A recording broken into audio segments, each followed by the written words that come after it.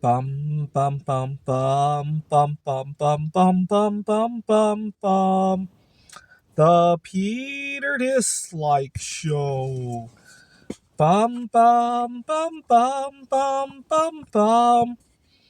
We're coming up to Thanksgiving, a very sorrowful holiday for me. I don't always get treated right.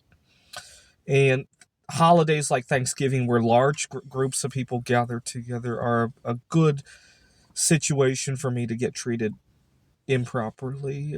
My most notable one was 4 years ago.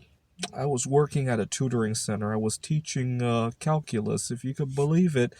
One of my students, a fifth grader, was studying calculus, if you could believe it, which is earlier than even I studied calculus myself. To give you an idea of how well I get along with all my students, I love to make lessons really personal with my student. And one of my students had sometimes didn't manage his ADHD very well, caused a lot of disruptions in the classroom, and I would threaten to take away his points. They earn points that they could redeem for candy and small toys and all that, which I personally dislike that system anyway, because I know some of these kids' parents are not going to approve of them eating candy all the time.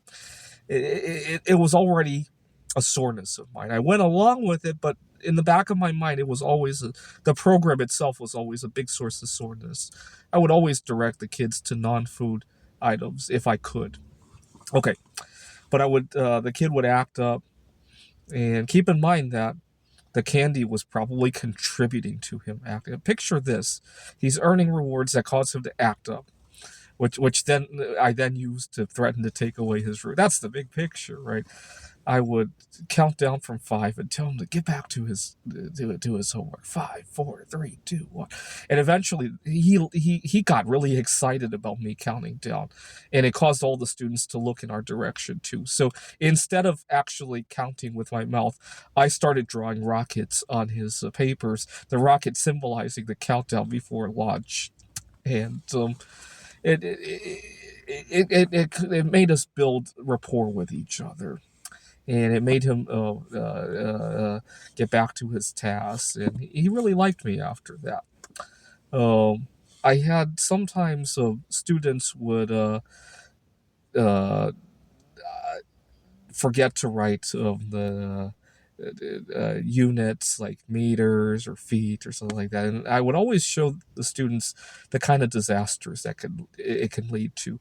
Two of my favorite examples were the Gimli glider in 1983. Air Canada had a flight that ran out of fuel mid-flight because of a unit mistake of gallons versus liters of fuel, and the Mars Climate Orbiter in 1999. We had lost a mission in Mars. So if the students would put the wrong units, I would draw pictures of a plane running out of fuel. Or the Mars orbiter crashing onto Mars as a reminder that they forgot their units. I really got along with all the students like that. Unfortunately, Thanksgiving week 2021, you got to remember the sentiment we were in. We were returning to the office. We still had a mask mandate, if I remember correctly, and all of my colleagues were going away because it's Thanksgiving. They had been cooped up for a year and a half by this point, so I can't blame them. My colleagues took trips to their family, whatever the situation was. I stayed behind. Picture this: we had probably at any given moment that week 10, 12 students roaming around, and just myself and my boss. And finally, on Thanksgiving Eve, so this would have been Wednesday, my favorite student comes in at the last hour, 6 p.m., if I remember correctly, the one who's studying calculus. And it was at that moment that my boss tells me that to go. And it's really upsetting because, gotta remember, it's a good commute into the center. And after all those wonky hours, and I just feel like I didn't get reciprocated for all that I've done. That's not an uncommon circumstance for me at work. I have very different lifestyle. That's the problem, right? Yes, I may not go home to family during Thanksgiving. That doesn't mean there are not other things that are near and dear to me, right? So, for example, my colleagues and my students, many of them at a more recent job, they like Taylor Swift, right? They'll probably go away for a Taylor Swift concert. I don't. I go away when there's a solar eclipse. And unfortunately, those two things often don't get treated with the same level of respect. What do I mean by that? Well, when my students go away for Taylor Swift, I often lose a lot of work, right? And then I have to take time off for the solar eclipse. I lose double the amount of work that my colleague would, right? Who only went to see the Taylor Swift concert, right? It's a burden only because I have differences in taste, right? It's a weird one, right? I can't really lay blame on anybody for that. It's just that it's kind of like if you were left-handed in a society full of right-handed people. Nobody is going to kill you over that. And I can't think of any time where there was genocide against left-handed people. No, what there is your computers, your furniture are all designed toward right-handed people, right? That's how I feel in my world, and I hope that that will shift as time goes on. I need to be careful about what I disclose about myself. I learned the hard way that just like in when you get arrested, anything you say can and will be used against you in real life, whether it be at work, it could be in a relationship with somebody, it could be obviously if you're I recently went shopping for a car. That's an obvious example. Anything you say to that car dealer definitely will be used against you, right? But even mundane things like negotiating a vacation policy at work, anything that the boss might know about you and your lifestyle and your finances, all of that will be used against you, right? Or negotiating with a roommate, which really is fucking annoying to me because yes, I realize that everything I say can and will be used against me. I fundamentally, at a logical level, I understand that. What I don't understand is how can I then build rapport when everything I say can and will be used against me, right? So, for example, at that tutoring center, my boss might have saw me drawing the Gimli glider and all of that and know that I engage very well with the student. I want my boss to know that. He might have known that I had a relationship with myself.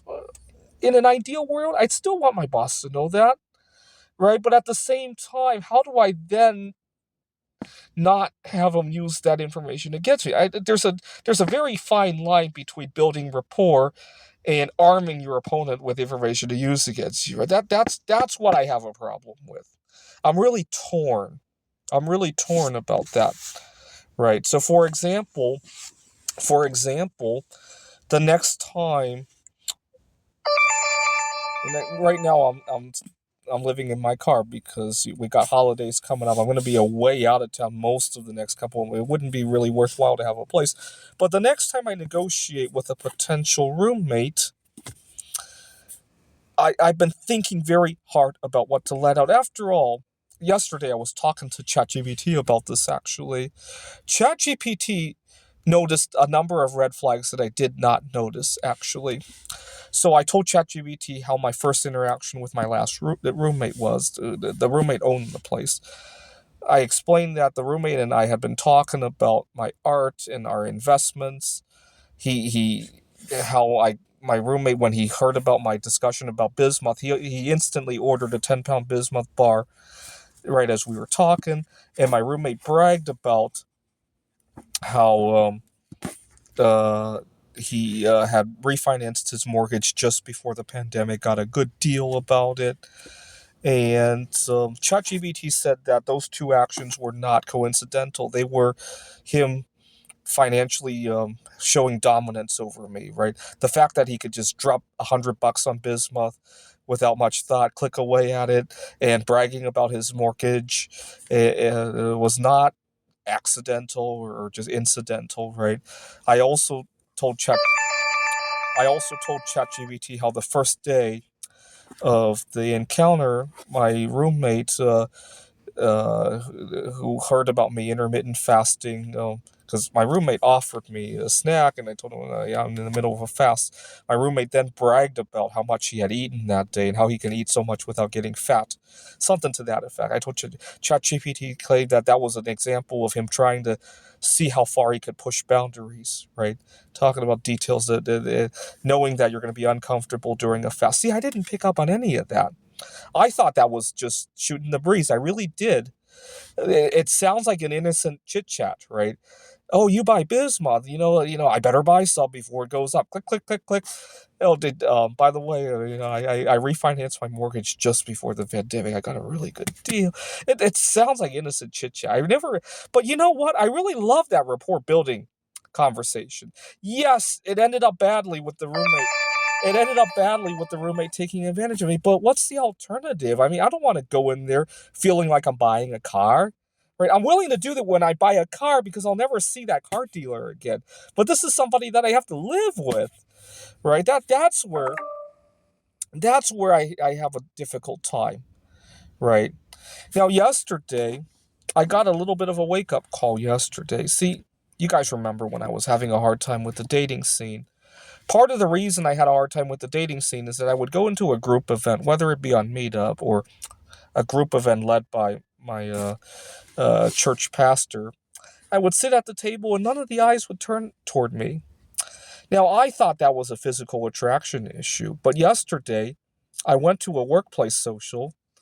There were students and faculty from all departments. I was hoping to find the right network for my art projects. And I realized I ran into the same barrier. None of the eyes turned toward me, no matter how interesting my projects were. So I realized this is not just an attraction and dating matter. This is a personality issue. So I'm hoping to figure out what's going on. But I'm a little bit disappointed. Yeah, I'm grateful that I found the answers through ChatGPT, but I really didn't get a solution to what to do about the next set of roommates because it's a very unusual situation, right? At the same time that you're signing business dealings, right? You're also potentially doing a networking of somebody that you're going to spend at least 6 hours with every day, right? It's just a weird combination, right? Maybe next time I shouldn't live with my roommate, with my landlord is what it is, right? Maybe live with a roommate that has the equal footing to the situation. If we're both renting from a landlord